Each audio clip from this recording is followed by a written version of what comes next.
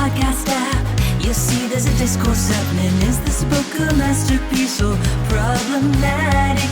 One's a lifelong diehard fan, the other's a first-time reader. Both are really smart and funny and attractive. Sweet feather, sweet feather, talking twins and hierarchy. Sweet feather, sweet feather, relentless focus on their body. Sweet feather, sweet feather, what do they mean by all American? Sweet feather, sweet feather, no sex, just titillation.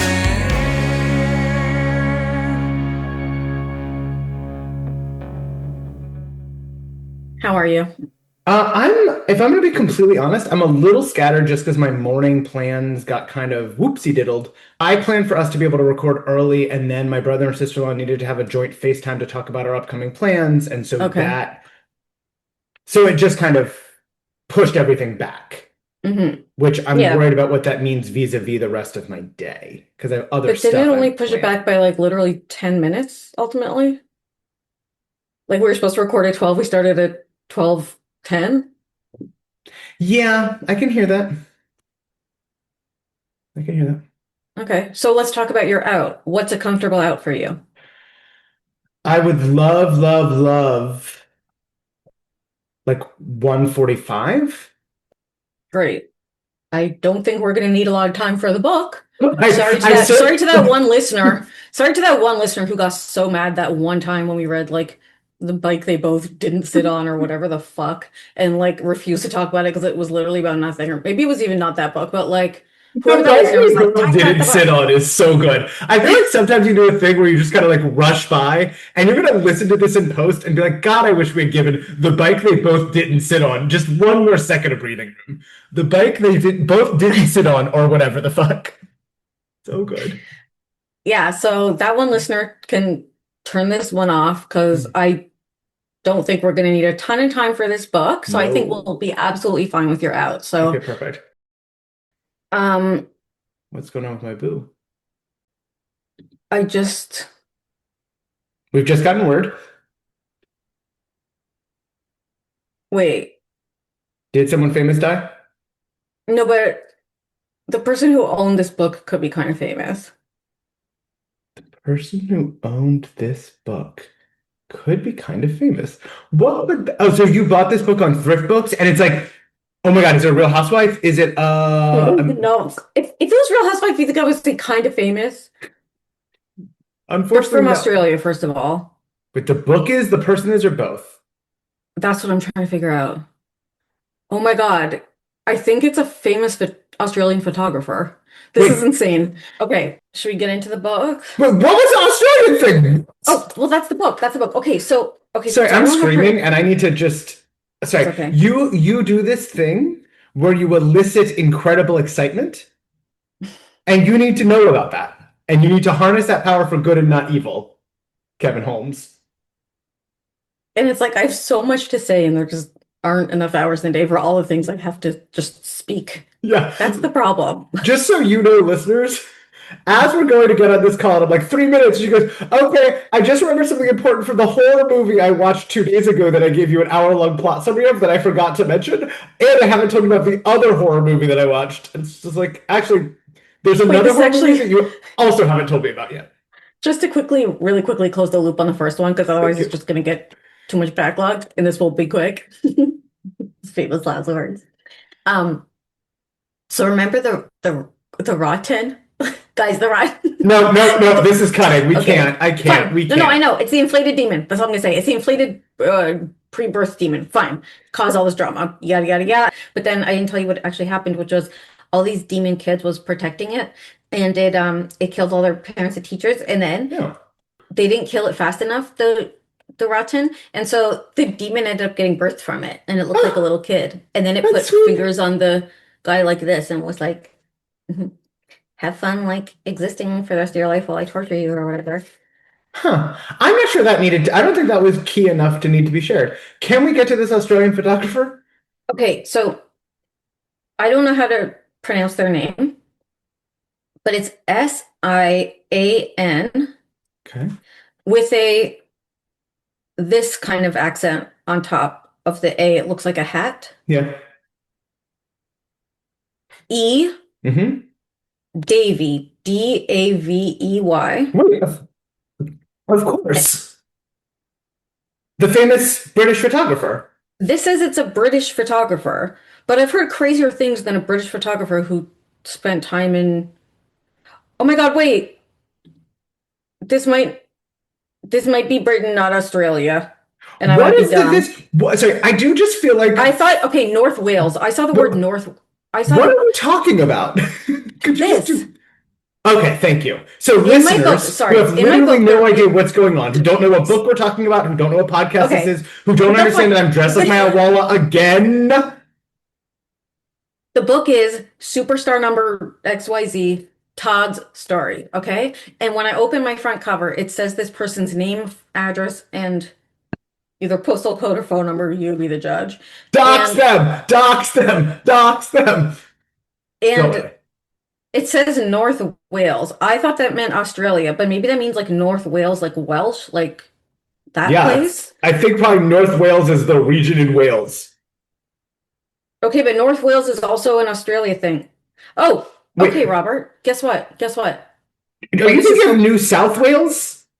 Wait, this is really confusing because at the back of the book, Robert, Yeah. it says, if you want more books, write to this address. The address is in London, but then it says if you live in Australia, New Zealand, write to these people.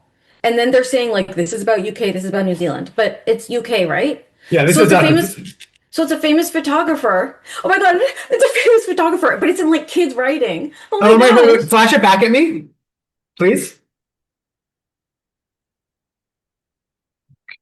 Just hold that for 1 second. Well, but you won't. Okay, so I said just hold that for 1 second. I And didn't you hear. Oh my God, absolutely I- refused. Okay, you're being like very screaming at me today. I mean, this is the biggest thing that's ever happened to me. We like the same book as we have to tag this person.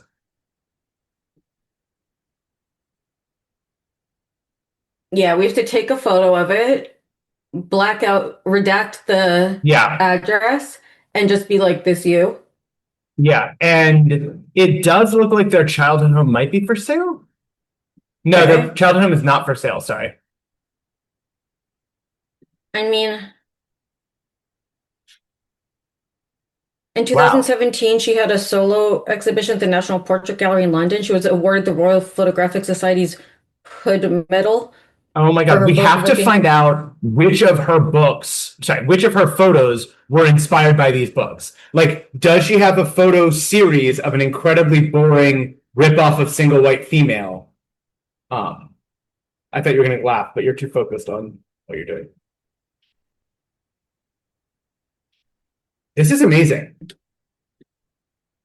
Let's see if she even has an Instagram. She does. She has like 39,000 followers. Well, we're messaging her. You know, Shitsky, we're messaging her. Oh, sorry. Yes, no shit ski. That's wild. See, guys, people who read these books Go grow up places. to be go places, And grow up to be. like contributing creative members of society, professors even. This is fascinating. On Grid, she has this whole thing called When We Were 17. And it does look, I mean, they're redheads, obviously, but this feels twin informed. This feels Sweet Valley inspired. When We Were 17, Mm-hmm. you kind of moved on, I think. You've got something smarter to say. I'm ready for it. Sorry. I don't have anything smart to say. I'm not there still, but I do think it's exciting. I do think we should definitely Oh my gosh. dox her, Down. like in a nice way. Oh, sure. Famously the nicest way to dox someone. So this week's book is Superstar Todd's story. We know, of course, that the superstars, with only one exception, are really about one's relationship with one's father. This book, no different. The superstars also as a kind of subgenre, we can also remind our friends, take our secondary characters and kind of give them the spotlight and in theory kind of make them the star. And I said to myself today, I don't feel that this book deserves to go under the rubric of superstar. And I thought, what would be the opposite of the word superstar? And I thought to myself, like a mediocre piece of sand. Mediocre pizza. I was thinking average glass was what came to my mind. Glass? Yeah, I don't know why glass was the opposite of star to me. Average glass. That's funny. It's not really. Well, yeah, that's what this book should be because there's nothing super or star like about it. I think that's unfair. I mean, I hated this book. This is like the kind of book that I do not like. And I will say, I think it rises to the rubric of superstar insofar as it takes a minor character, gives us some information about them, and that information is solely that they have a fraught relationship with their father. So I think in that way it fits. He's not minor. I wouldn't call him minor. Todd? No. I mean, He's I wouldn't call Lila minor. Are you saying mean things about Lila? I've never called her minor. I'm not the one throwing around the word minor. I've literally never said it in my life. So, Emma, this is so embarrassing. I mean that he's under 18. You're funny. Sorry, Okay. that was so confusing. So this is Superstar Todd's story. Do you have a 6-word review? Yeah, we've said that 3 times. Because there's nothing else to say about the book, baby. I have 2 6-word reviews, which is not allowed. So I also have 2 6-word reviews. should we make an exception just for today? We'll never, ever, ever do it again. Yeah, neither of mine is good. Okay, go. Mine are both taken from the text. So is one of mine, and if it's the same, I'll laugh. It won't be. One of them is way to move, Whizzer Wilkins. Whizzer? Whizzer, Wizzer. Yeah. I just thought it was a silly thing to say. It's not, it's my real one is a boy stealer is a boy stealer. So this is Lila talking about the fact that Elizabeth goes on a date with Kevin Holmes. We'll get into it later. When Jessica has clearly been interested in him and they have been courting each other. And so like on the level of paraphrasable content, it's just like, yeah, she stole your boy. But on a deeper level to the text, this book is all about the way that boyhood gets stolen. The way. Ooh. What, was that too much? Wow. Ooh. Ooh. Wait, does that make you sort of no, not sexual, just the ooh, you really just dropped a little Really? you just dropped a little turn. I'm just taking it in. Okay. Oh, thank you. Let's hear it. Let's hear it. Stolen boyhood and register that. So I mean, this gets far too far into plot summary, but basically in Burlington, Vermont, Todd witnesses Kevin mug violently an old person. And then Todd goes to the cops and testifies against Kevin, and Kevin goes to prison. Boyhood stealing 1. Kevin then comes to Sweet Valley and basically out Todd's Todd. He's more athletic, he's more handsome, he's more charming, he's more affable, he's everything. And he is working to steal Todd's identity, basically. So he's a boy stealer in that way. And his just to be clear, you don't mean literally steal his identity because oh yeah, this is maybe before identity theft. Maybe not. No, it probably wasn't. Well, I'm just saying, like, not to. I'm just gonna stop myself. All I'm gonna say is like it's good to clarify that this is not what we're talking about in this book. You're talking about steal his identity in the sense of like fuck up his life, take his girlfriend, get his dad to like him better, etc. Be the basketball star, and believe me, listeners, it comes up 1,000 times, be the next top summer intern at Veritronics. So he's trying to kind of steal all of that and ultimately get Todd placed in jail himself to steal Todd's kind of boyhood in that way. And then on another level, there's just the way that fathers and bad parenting robs children of the love, support, and protection that they need in order to be children. And so, like, Todd's boyhood is stolen by his father, and certainly Kevin Holmes's boyhood is stolen by his father. Interesting. The main thing I thought you were going to say, you actually didn't say, which is the thing of like Todd's... For 1 second, I knew that when you went off, I was like, no, whatever she thinks is brilliant, I don't have. No, first of all, I never said brilliant. Wait, you like did this? Was that not? What was? I was just excited about the turn of phrase and the sort of conceptual whatever. I mean, Okay. it's, the stolen boyhood. It's good. So, but where my mind immediately went, and again, I never said this was brilliant, but just the like the main thing of like Todd's dad pressuring him to like figure out a career like sooner than he needs while he's still in high school kind of thing is like, which we've also has been a subject that's come up a million times. But yeah. The number, boy stealer is a boy stealer. A boy stealer is a boy stealer. The number of times I wrote careerism in the margins of this book, starting on page 1. Literally. I'd love to hear about you and your 2 6-words or 12 words. Okay. My first one is I think 7 words. That's fine. We're not counting. And and they're related. They're giving the same point. The first one is we don't need to talk about Kevin. That's funny. That's very good. Because in my opinion, we literally don't need to talk about this book because it's so fucking stupid and annoying and stuff we've seen a million times. It's so, for me, it was torture to read. Same. Like, it was actual torture to read. Because it's like extremely frustrating. They insult your intelligence at every turn. Every turn. It's pointless. And then my second one is taken from the text, and it's have some more fettuccine. Because it's like, that's literally what it is. It's like Todd's at dinner, his mom made fettuccine Alfredo, and he finally has decided to like,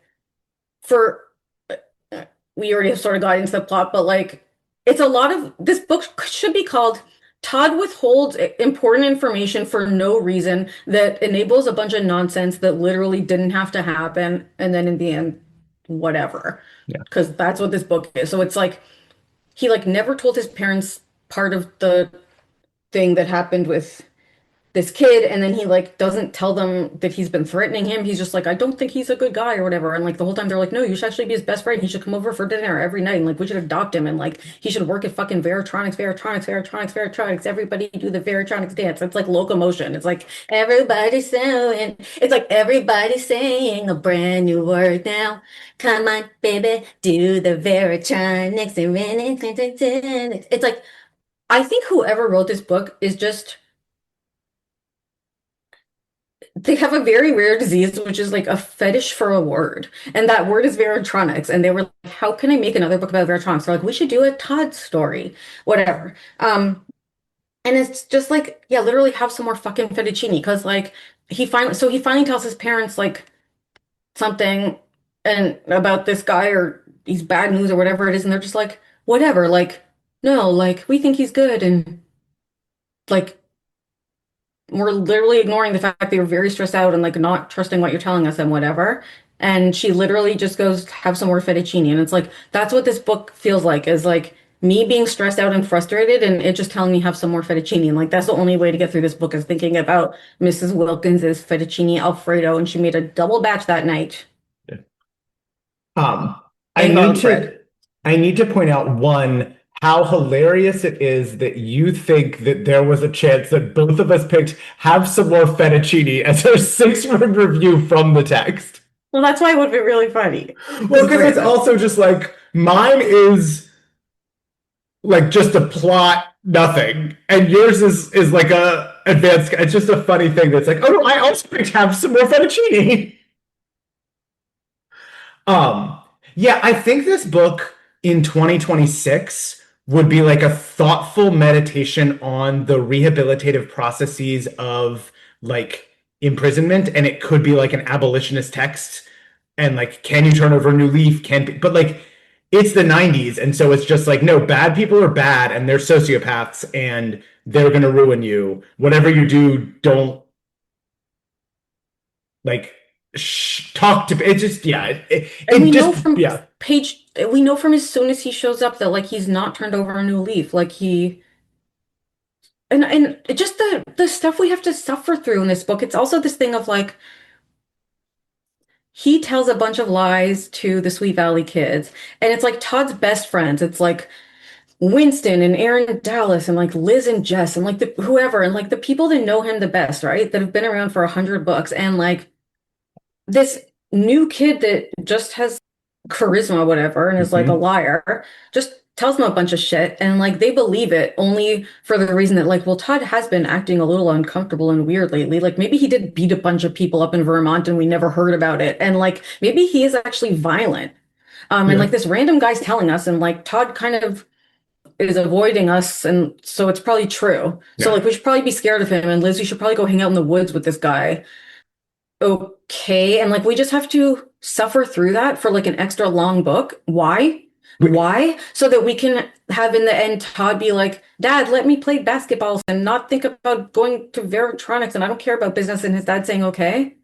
Ew. Also, we had to suffer through um just like the least believable. So he mugs the old person in Burlington, Vermont, and then he comes to Sweet Valley, and now there's a rash of muggings.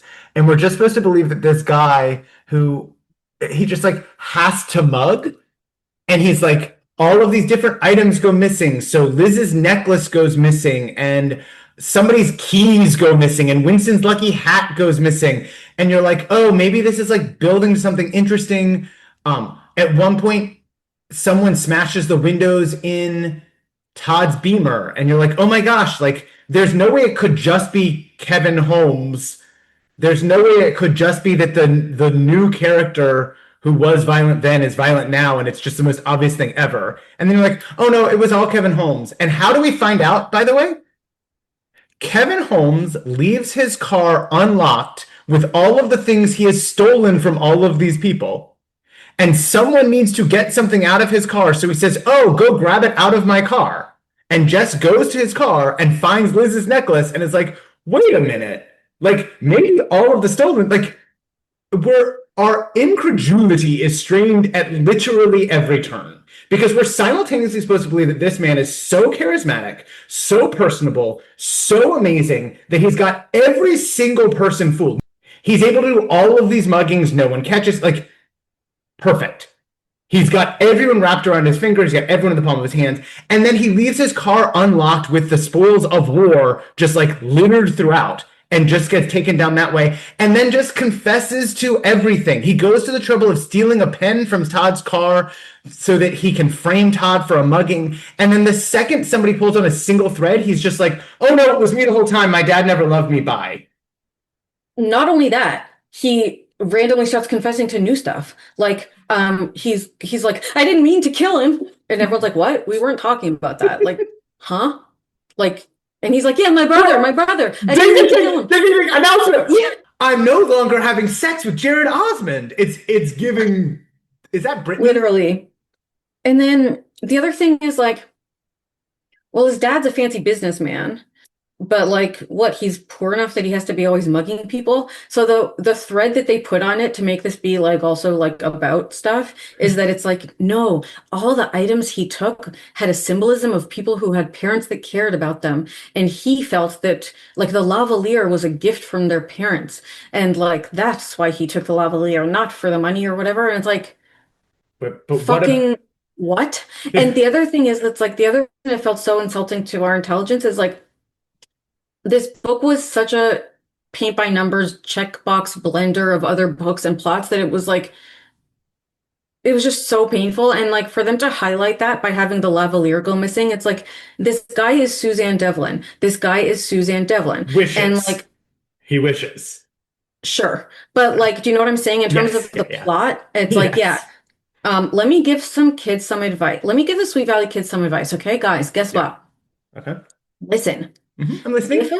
If a teenager comes to town, Yeah. they're highly charismatic Uh-huh. and like beloved by everyone. Yeah. they're not too forthcoming about details about their past. And Hmm. sometimes, although usually they're quite chipper and enthusiastic, occasionally, if you, for example, ask about a brother or ask about a parent or a past, a cloud is coming over their face. And for a moment, it seems maybe something, a veneer is being dropped momentarily. But then after a moment, they get it back together and everything's fine. And then lavaliers go missing. And like someone in our beloved close circle gets accused of a crime. Yeah, it's probably Just that pause person. before you automatically go and like believe this, okay? Because like this is crazy. Like the fact that it was a lavalier, it's like, why are you doing this to me? Why? Yeah. I Yeah. hated it so much. Like I hated it so much. I resent having to have read it, and I don't think I read it before. I And wouldn't it's think you would like, have. yeah, I was right the first time. I mean, one of the other reasons, so I hate this book for the strain and credulity, the fact that he does drop the veneer in front of Liz several times, and it's like Liz would notice. The other thing is that there are moments between their competition and like the way that Kevin takes over um Todd's life that are so well written and so like that I was already hating the book because the book is terrible. And then there are these moments of like I'm actually feeling actual Yes. emotions. Yeah.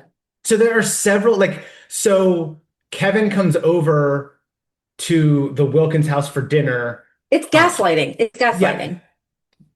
and Sorry. he is gaslighting them and they're gaslighting us. Like it's what is stressful about reading it is the experience of like seeing this person be continuously gaslight, know that it's going to go on for a while, know it's going to continue, escalate. No one believes him. He makes him look. It's just the being framed. It's like a very specific. Sorry, go ahead. That's fine. I just feel like when he comes over and he's able to like smooth talk and say exactly what's right to his parents, I just like the feeling that Todd feels about like not being the right person for his parents, like is so well captured in this book. Hmm. And then they do something similar with his friends where it's like Todd is just shooting basketball alone, shooting hoops alone.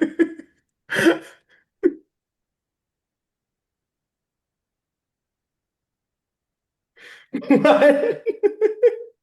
What? Shooting basketball. I was like, I know that's not the phrase. What's the phrase? What are the kids saying? Baskets. I meant baskets, I think. It's just so funny that you went to pluralizing basketball. Ah, that was funny. I knew Okay, continue. pluralization. So he's shooting baskets alone, and like Kevin comes up and like challenges him to a one-on-one and like and then all his friends start watching and he just gets absolutely trashed. Like, and it's just like he wants to try really hard because he wants to prove he's good, but he doesn't want to try too. It's like it just felt so realistic and gutting, and so much of a boyhood stolen. Um, and also there's another moment where one of his campers, oh God, they're camp counselors for 2 weeks, volunteer camp counselors, which we can't. Regardless, one of the campers is swimming and starts to drown, and Todd sees it and starts to swim out.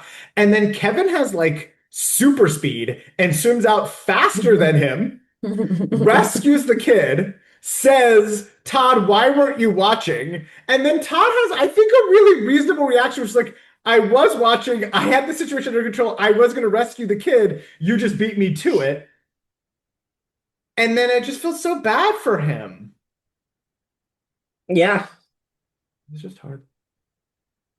but and there really is like book bingo where it's like in the Suzanne Devlin book, someone has to fake drown, or sorry, not fake drown. There has to be some Yep. fraudulent behavior around drowning and saving Yes. people from drowning. Um, Book but bingo is a fun thing. Maybe we do an episode where it's just like book bingo. yeah, yeah, yeah. I guess we could do with we could do with the next superstar. There's probably one more, right? Isn't there? Isn't there Winston or no? No, there God, isn't. please, oh, okay, thanks No. for. Sorry, I don't know. I don't know. Maybe there isn't. But We'll figure it out. what is so hard about it is that yeah, you're watching him go through this like torture and like everything he's doing is being like he's being framed and gaslit by this guy like constantly and just keeps working, and it's so painful. But if it's just extra painful because the reason that's happening is because of his ostensible inability to share information with people that like there's no reason why he shouldn't be able to share it. Like the fact that even his friends don't know that this thing happened in Vermont where like he got involved in a mugging, um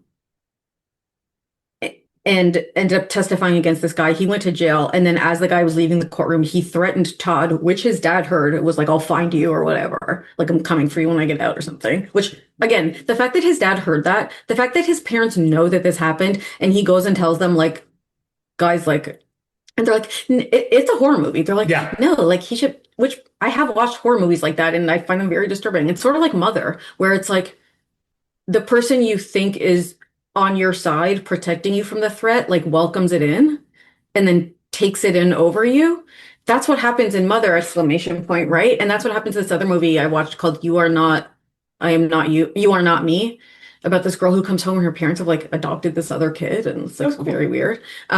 But it's like, yeah, the ones who you feel like you could turn to, like they just take their side. That's like so scary. The whole time it's like I was like, this is a thriller, this is a scary book, this is also single white female, we've seen this 1,000 times. But I think what's frustrating for me most is that like it's an effective thriller even though it's a terrible book. What were you gonna say? Yes, I just wanted to like what I was trying to get at is like it's even that fact alone, right? The fact that like all that shit happened, which is a pretty big deal, and it's like there's literally no reason that his friends wouldn't already know. It's like, what's the reason he gives? He just wanted to put it behind him or something? Like, why didn't he tell his friends in the first place before he even Kevin came back? It's like it was probably something like he didn't want to upset them or he didn't want to upset Liz or just some nonsense reason. But then he sees him, he doesn't still say anything, but then it's like he's very selective with it. It's like he tells his parents that he's back and that he's like uncomfortable and he feels like maybe he's bad news or whatever. And they're like, "No, he's from a good family," which, okay. Yeah. But it's like, then he doesn't say, "And he threatened me again." Yeah. Like today. Like he said, "I'm coming for you and your girlfriend," basically. Like, if he's trying to show his parents, if he's going for help to them, like, it's just, and then the fact that he lets him get away with turning all his friends against him and like literally doesn't say anything. It's just, it's so lazy. It's just Yeah. it makes me angry because the torture that we then experience, it's like not earned by any logic. Like if I'm gonna sit through that torture and that like psychological suffering, which I want to do, Which I go out of my way to do Yeah. several hours a day, Yeah. every single day. like I would be down for it if they would put even like a second effort into like trying to come up with conditions that make it not even make sense, but there's a story I can tell myself to make it make sense because the loosest there's just nothing. Yeah. It's also like I talked about this a little where how it all unravels because Jess finds a lavalier and then he just confesses. And it was like, this is so lazy and stupid. It would have been so much easier to have the kids, like have Liz be like, wait, something about this isn't adding up. Like, I want to figure out if Todd really did all this bad stuff. And like, she calls the Burlington Reporter or something. And it's like, hey, do you have any newspaper articles about Todd Wilkins? Like, I'm just really worried about this. And then she finds the article about Kevin Holmes and then they can just confront him with that. Like, there are so many ways that make so much more sense to our characters and would be a different plot and would actually work. I completely agree. Okay. I think actually the journalism angle would have been great. Thank you. I do recall though that what does happen with her, I think, is like she ultimately just by spending time with Kevin decides that he's a creep and like realizes on her own that like Todd's a good person and he must be lying and Kevin must be lying. And like I forget then what happens, but I don't think that ends up her doing anything that contributes to solving any of it. But she does sort of just decide that at the end. But Well, then Jess or someone finds the necklace by accident. It's so stupid. But also, like, she decides that because he starts confessing. He's like, they're at dinner and she's like, how's it going in Sweet Valley? And he's like, it's great. All of the pieces of my plan are falling into place. And she's like, what do you mean by that? Well, he doesn't start exactly confessing, but he starts being very strange. And also his story starts to fall apart. But yeah. It's just, And then they make an effort to be like, it's a lot of storytelling of how hard things were for him and how mean his dad was to him, etc. Mhm. And we're being like, great, another book where we end on like a compassionate thing for this guy. But then they do have Liz and Jess and Todd or whoever having a conversation where they're like, but even though like his parents were mean to him, he is still responsible for his own actions. Like we must remember this. Yeah. Good night or whatever. And I was at least like, okay. But so at least we had some kind of balance there, which was good. But because he did try to choke Liz and kill her. He Did literally he? tried to choke. Yeah, he puts his hands around her and she's like, I can't breathe. He starts choking her. Oh God, I remember he grabs her very tight. I mean, Yeah. yeah. So It's the whole thing, strange credulity, and there are too many moments that feel too scary and bad that I think I haven't heard this before, so I'm just gonna say this is kind of new analysis. It just feels kind of like unearned in a way that I really don't like. mm, you raise an astute point. Yes, I always I do. love the word unearned. Um, I think I created it actually. Like the word basketball, which is so funny. like I don't have anything to say till chapter 9. Or you want to look at the cover or tagline? Or there's one tagline in the back. The cover is just a terrible picture of Todd looking 25 and not hot at all. It's always gross to me. I don't like Um, his hair's so fluffy and puffy. the tagline is does the past comes back to haunt you, dot dot dot.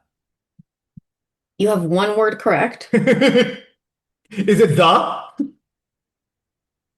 It's 5 words total. Okay. Can I have my correct word, please? Past. Okay. It's like Wordle. Blast from the past? A blast from the past? Oh no, sorry, you had 2 words. Say yours again. The past comes back to haunt you or something? Okay, now you have one word correct. Um, the past resurfaces darkly. Do you want details? I don't even care. This book is not worth this. It's very literal. It's very like paraphrasable content of the book. Someone from the past returns. An enemy from Todd's past, dot, dot, dot. Yeah, okay. Yeah, the cover's dumb. Okay. I do want to do the engine that drives the boat for a couple of reasons. Okay. We don't have to. Okay. We No, don't, I yeah. guess. No, let's do it. Summer vacation, Jessa Wakefield exclaimed as she stretched back on her beach towel. I wish it would last forever. Jessica's twin sister Elizabeth squeezed some suntan lotion onto her arm. No, you don't. You'd get tired of it. Lila Farrow laughed. Jessica, get tired of hanging out at the beach, shopping, and going out every single night of the week? Get real, Liz. Elizabeth smiled. Lila was right. If anyone could make summer vacation into a career, it was Jessica. So I underlined the very first word, summer vacation, and obviously wrote in the margin what we all did, which was, say it with me, liminal space. These books exist in a liminal space. It is not actually summer vacation. Which summer vacation is this supposed to be? How many summers do you have when you're 16? Mhm. Oh, never forget when Carol Radziwill from Who I Mulroney. think is in the Epstein files? What? I shouldn't She is? make baseless accusations, but I think she is. She once said that she only had 5 good summers left, and it was really funny. No, it's not. Oh, it's not sad. She was like 45 or like But that's not like sad.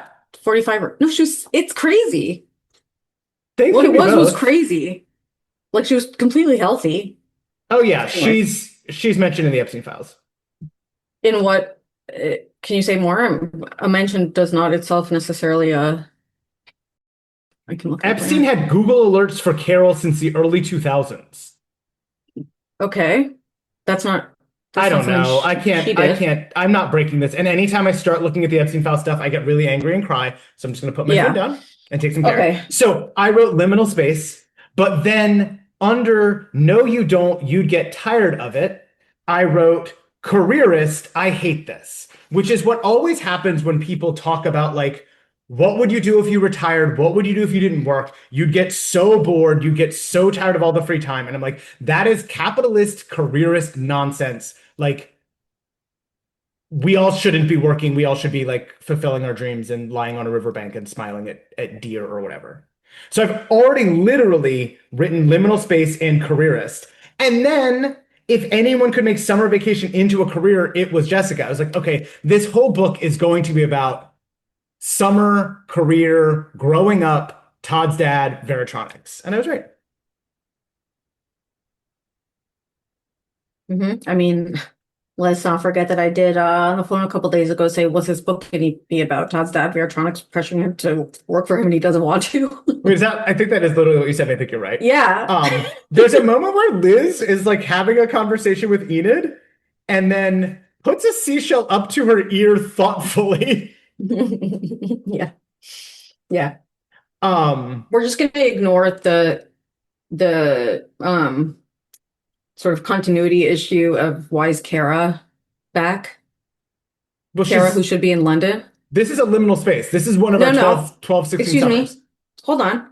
It is a liminal space, but in all of the previous versions of this and the special edition, the super editions, even though it's in a liminal space of the time period, the relationships are always up to date. So if you've gone back together, broken up, moved away, Yeah, okay. when Todd's in Vermont, he's back. Like, so if, you know what I'm saying? Like, Okay. she should be gone. Anyway, that's fine. Oh my God. My main note from this book was I died when we learn about Kara's keys go missing and what her keychain is. What? A lucite. Yeah, but her keys go missing and everyone's like, oh, okay. And I'm like, wait, we need to find her. It's like, literally she's like, my keys are missing and they just keep moving. I'm like, how did you get into your house? What's going on with your car? Like, we just keep moving. Your keys are missing. I want to stop everything and find your keys. What were you going to say? What's the lucite? Do you remember what her keychain is? No. It's Oh my lucite. God. This made me mental. It is a lucite picture frame, the whole thing, a picture of Steven. Oh, yeah, that's true. That's her keychain. That's crazy. Okay. Of course, we've got you can't buy a birthday present for a parent without Liz at the mall. Then Todd sees Kevin at the mall. I don't think we need to say any of that. We don't even say a literal thing. Like, this book is over, but I do have notes where on page 19 they say President Veritronics, and I for some reason drew a heart above the word Veritronics. There's more careerism. I literally don't have anything until chapter. You don't love when Jessica, they're all summer camp counselors, and Jessica says, I'm hoping for sunbathing counselor myself, or nap time counselor. Yeah.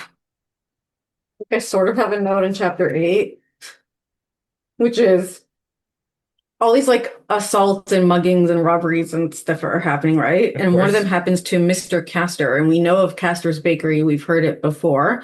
Mr. Castor is, you're saying, from where? Yeah.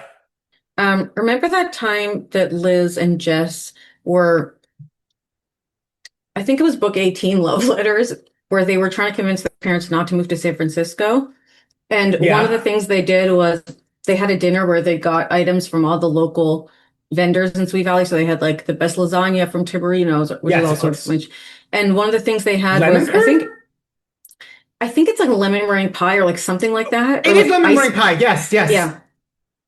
From Castor's. I think that's what they're maybe known for. Anyway, so we got Mr. Castor was one of the people robbed. But what I found very strange was that the police or the news said that was that assault and robbery was the first such incident in Sweet Valley in years.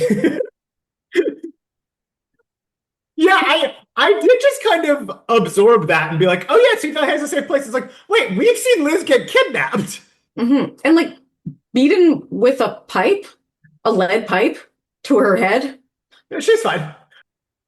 There were these moments with Todd and his parents that were really sad, where he's like, Todd is thinking like, I'm the one who needs your support. Please help me. I can't talk to my own father. This is a bad dream. I was like, gosh, this is a lot. Yeah, I have no notes, but not in the way where you're like, no notes. I know. Oh, I just kept writing, this is crazy. This is so dumb. I wrote all caps, kind of in your style font. WTF exclamation question mark exclamation point, no way exclamation point, no, no, no. Which Huh. is when Kevin asks Liz out on a date and she says yes, and they don't give any reason why she would do this. Can you see a world in which Liz would go on a date with a guy that Jess has been had her eye on and canoodling with, and like they like Jess and Kevin have been spending a lot of time and flirting together and going off alone at camp. There is no world to me in which Liz would behave this way. No, it makes no sense. Oh, we forgot to say her and Todd quote unquote break up for 10 minutes in this book, and that's when that happens. Oh, maybe I did clock the thing about the assault and robbery for such incident in Sweet Valley years, attack romance at large, because I have written in the margin, oh, please. Which is such a funny, this is fun. Oh, there are interesting, like, it feels very 16 the way that Todd is grappling with this stuff, where he's like grappling with whether prison can change someone. At one point, he says, because I didn't expose him and I'm not going to, am I equally responsible for the muggings? And it's like, huh, you're dumb. Yeah, like it's dumb because here's why it's dumb. That's an interesting conversation for a different book. Yeah. Like, yes. There's just so much that's like, what are we? Jess ends up trying to drive a bigger wedge between Todd and Liz for some reason, question mark. I mean, she's always been kind of anti, so I kind of get it. But so she lies and says Todd has started dating a new girl from the country club, which makes absolutely no sense. And Liz is like, well, then I guess it's fine for me to go out with Kevin. And she's like, what? it's just another lazy way to move this plot along so we can get to a point where she's alone with him in the fucking woods. But first they go on that candlelit dinner. It's just everything is so. This book is not for me. Let me find the line where he chokes her. Okay. Oh, Okay, yeah. before- Oh my God. Page 197. Yeah, but before he chokes her, Oh, sure. You want to get into this? the moment where he literally just verbal diarrheas everything is like they're in the forest. She's like, I gotta leave. He detects her fear and grabs her arm. His grip was hard and bruising. She gasps in pain. He tightens his grip.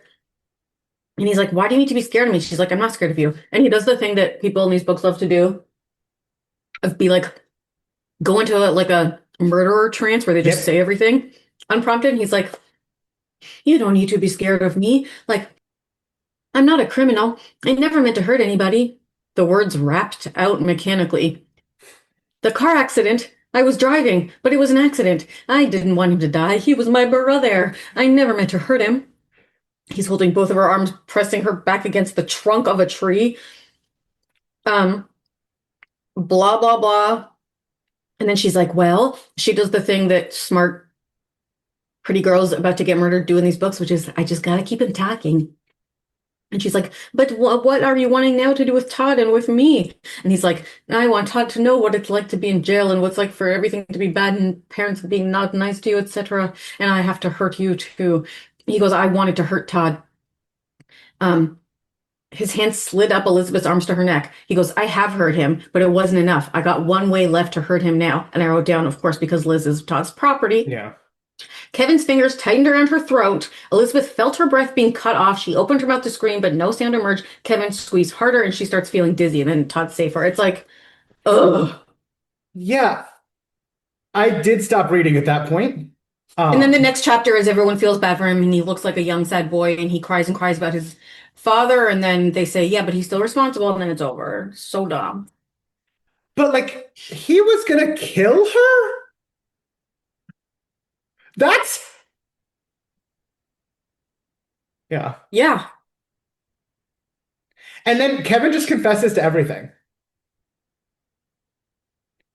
And it's funny because like they have such a limited understanding of how any of this would work that in front of everyone, the police officer is interrogating Kevin, who is confessing, and then asks, why? Why did you want to take things? As if at this moment the police would be like, let me understand you a little better, son.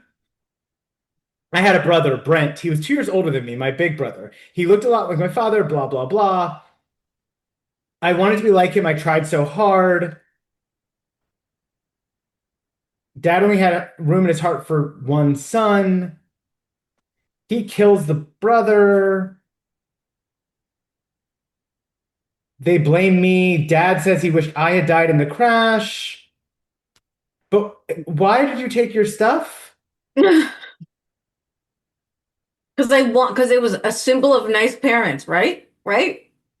Something like that. Yeah, so Officer Elliot observes quietly, but then you started to lose your temper to take things. Everyone else had more than he did. Everyone had something precious I wanted. It's just the necklace that proves how much their parents love them. Everything else is just something precious he wants. Yeah. Great. Great. It's Also, just oh god. losing your temper and stealing stuff isn't the same. Like, No, none of it this makes makes sense. It don't make no kind of sense. None of this book makes any sense. So early on, I was like, okay, it's not really going to be Kevin. It's going to be someone who looks like Kevin. We're going to get into like duality and doppelgangers. And then it was Kevin. And then early on, the windows in Todd's Beamer get smashed out. And I'm like, no, they want us to think it's Kevin, but that's just a red herring. It's someone else. And the mugging is someone else. And like, Oh, really? because I thought it might be a book, but it's not a book. It's No, a no, no, no, no. sentence. I don't think it's even a sentence. I don't think this book exists. I don't know what I have in my hands because there's no book here. That's interesting. Yeah. So next time, love letters for sale. Yeah. What did I write? Oh, it's just like there are also some random other kids for no reason from other high schools being camp Big Mesa, counselors. Big Mesa. And a couple other high schools, thank you. And it's like, why do we care? And then Melissa from another high school gets mugged, and then we have to listen to her apologize to Todd. And she's like, this is nothing. Yeah. This book sucked. It just sucks, is what I need everyone to know. And I'm sorry. I don't like it when I don't like a book. But this book had a bad plot. It was a blender. It did have moments of real emotional authenticity and daddy issues, which actually activated my own daddy issues, which I did not enjoy. And it was, But some people are saying that wasn't earned, aren't they? as one person, and only one person has said, that feels unearned. I don't know. We critique with love because I want better. we know that they can be so much better. Yeah, that's true. That's helpful. We want them to be the best they can be. And this isn't that. Now, Now? to put in perspective, then we Yeah. got love letters for sale. Okay. I don't know what's after that. So we've got, oh my God, this is going to be banging, I think. Love Letters for Sale, Mhm. Elizabeth Betrayed, Murder on the Line, super thriller number 5. Famously, my favorite super thriller is Murder on the Line. The quizzically titled Don't Go Home with John, In Love with the Prince, She's Not What She Seems, Stepsisters, Are We in Love, A Night to Remember, which arrived yesterday, The Morning After, The Arrest, The Verdict, The Wedding, Beware the Babysitter. And then, The Evil Twin. so remember I told you I thought it was 93 when it gets hype, but it's 95, I think, is A Night to Remember, right? The Magna or whatever. But Yeah, between 94 and 95, yes. yeah, so that's when shit goes absolutely off, and those next 5 books are historic. Like those next 5 books are, and culminating with The Evil Twin. Like, Yeah, let me make sure The Evil Twin is available on Kindle, because I don't think I bought it, did I? I don't know, but I have 2 copies. So Oh. it'd be amazing if we did that one together. It's like, you know how you ask people like what they remember, and people remember like Regina, whatever, or like they remember Dear Sister, Evil Twin, and like Evil Twin is Yes. fucking everything. Like I don't want to get expectations high, but like I love it. And you should. And like the Well, whole thing leading up to it is just so fucking good. You're gonna die. You're gonna actually die. I hope to die. Okay. So rate and review and subscribe. If you're a superstar and not just a mediocre Pebble. piece of sand, Or sand pebble. you should rate and review and subscribe. And Okay. share with a friend. So bye or Bye. Thanks for listening to Sweet Valley Hive, hosted by Robert Marks and Rebecca Pardo. For more, check out our Instagram at Sweet Valley Hive. Theme song by Yessie and artwork by Elliot Carroll.